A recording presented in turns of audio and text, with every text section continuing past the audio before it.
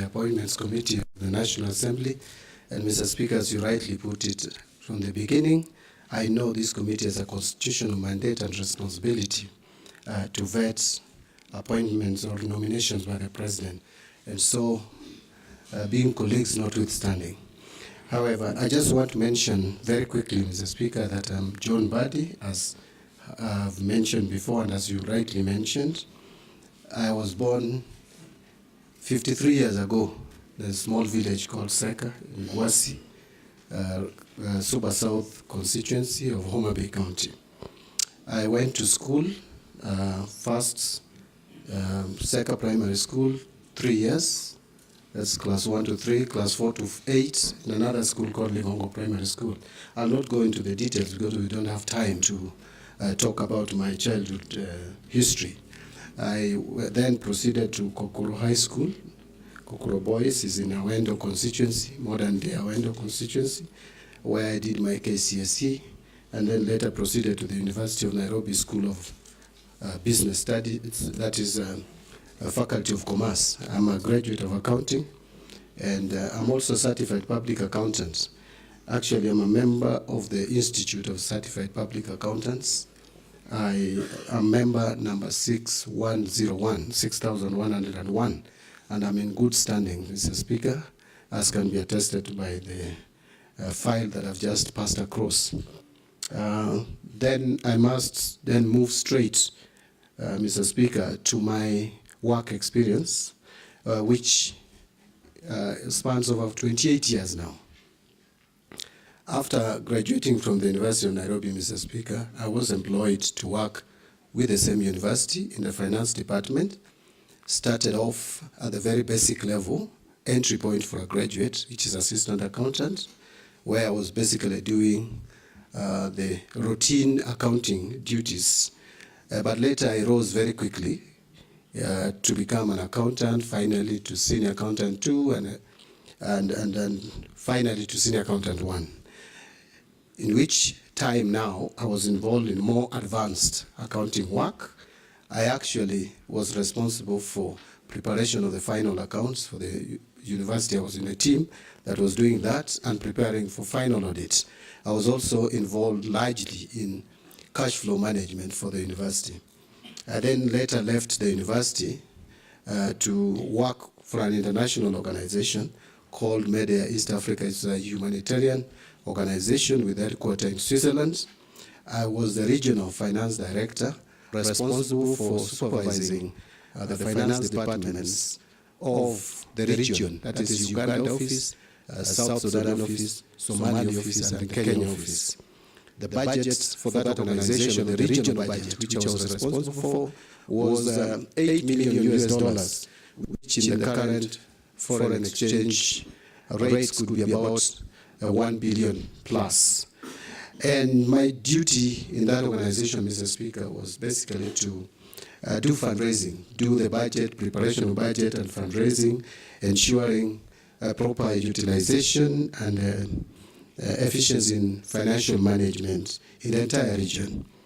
So I served there for 3.5 years. Then I became a member of parliament, having won my seat for the first time in the elections which were conducted on 29th of December 2007. I won Gwasi parliamentary seat, a seat I won again subsequently 3 times.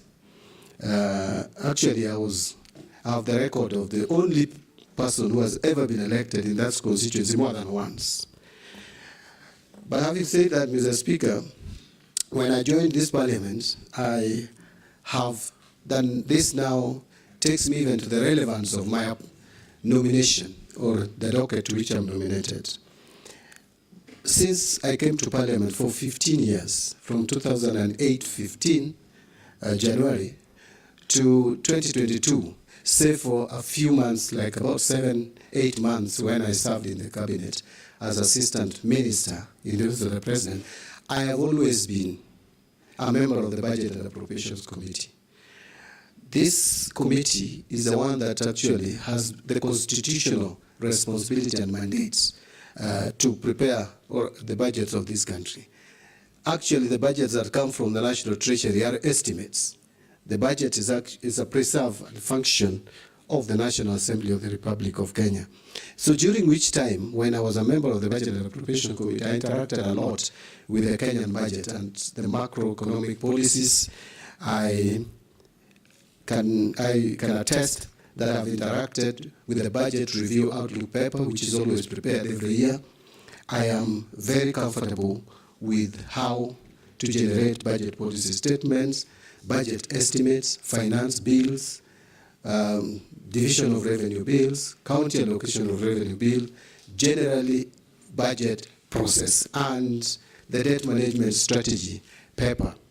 So, Mr. Speaker, I don't want to go into much detail, but let me just mention for relevance that as Assistant Minister in the Office of the President, I was also involved in helping the Prime Minister. In the Office of the Prime Minister, sorry. I was Assistant Minister in the Office of the Prime Minister.